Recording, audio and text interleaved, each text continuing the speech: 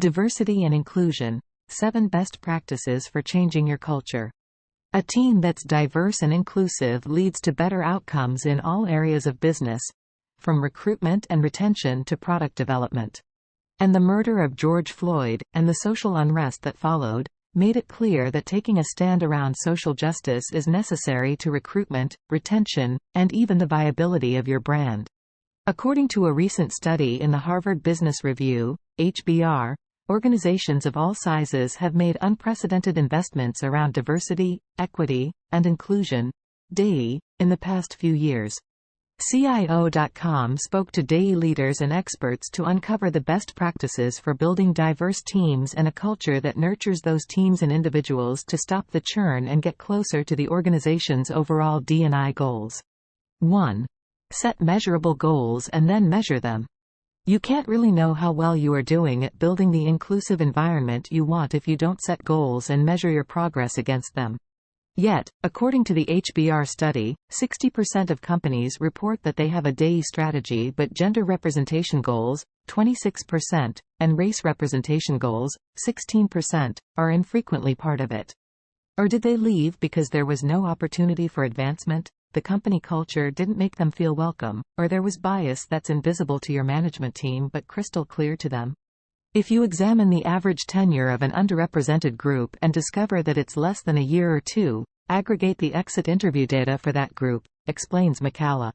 Knowing your goals and how you are performing against those goals gives you a workable plan for improving what needs attention. Most companies collect gender data, 90%, and ethnicity data, 88%. But when it comes to attrition, only 52% of those companies analyze the data by gender and less than half, 40%, look at it through the lens of race and ethnicity. If you set your intention from the beginning, it builds a framework you can fine-tune as you go along, he says. That way, there isn't a lot of cleaning up to do. You can't hope that, somehow, the new hires, simply through their presence, will repair your company culture from within. Internally organized inclusion efforts often fall informally on people from diverse backgrounds, explains Cassandra Shapiro, global head of DEI at Richter. So, to have to create inclusion for people that come in after them is additional work. 3. Encourage people to tell their story. 4. Make leaders accountable to your DEI goals. One thing that has been successful for us is to work with leaders and get them ready to hear things that don't match their current beliefs, says McCalla. 5. Create ways for people to say what's wrong. Even something as simple as an anonymous Google form where people can say what's going on can help. Solicit feedback in those exit interviews and encourage exiting employees to be candid, and you will get better data to measure against your goals, change your culture or leaders, expand DEI programs, and clarify systems around pay, equity, and advancement.